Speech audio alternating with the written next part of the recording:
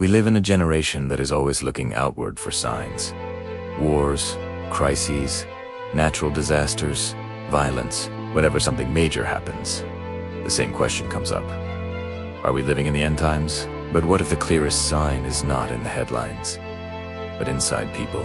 In Matthew 24, when the disciples asked Jesus about the signs of the end, he spoke about wars, famines, earthquakes, and persecution. But in the middle of all that, he gave a warning that is often overlooked. He said, because of the increase of wickedness, the love of many will grow cold. Matthew 24:12, Jesus was not talking only about external violence. He was pointing to an internal problem, a silent, gradual, almost unnoticeable cooling. The world would not only become more chaotic, it would become colder. Today, we can clearly see this. People are more impatient, more aggressive, more self-centered. Relationships are fragile. Families are divided. Friendships fall apart as empathy is disappearing. Other people's pain has become entertainment. Suffering has become content. Tragedy has become a statistic. This is love growing cold. It's not that humanity has lost the ability to love.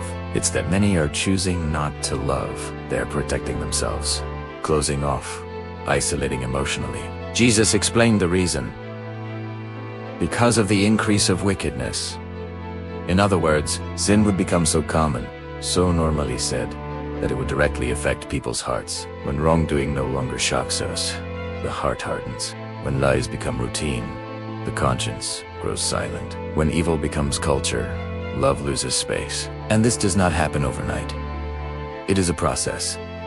First, a person gets hurt. Then they close themselves off. Then they stop trusting people. Then they stop caring. And when they realize it, they no longer feel compassion, forgiveness, or mercy. Love has grown cold. This may be the most dangerous sign because wars destroy cities, but the absence of love destroys people from the inside. A world without love is a world where no one trusts anyone, where helping becomes rare, where everyone lives only for themselves.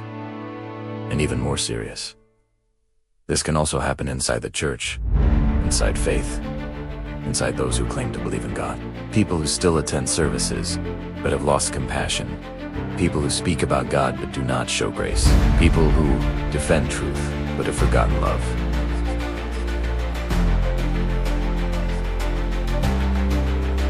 That means there will still be people who resist. People who choose to love even in a cold world. People who choose to forgive when it is easier to hate. People who choose to help when no one is watching. These people will be different. Not because the world will be good, but because their hearts will remain warmed by God. The cooling of love is a sign of the times, but it is also a spiritual test. It reveals who is being shaped by the world and who is being shaped by Christ. Today, it is easy to love those who approve. Hard to love those who think differently.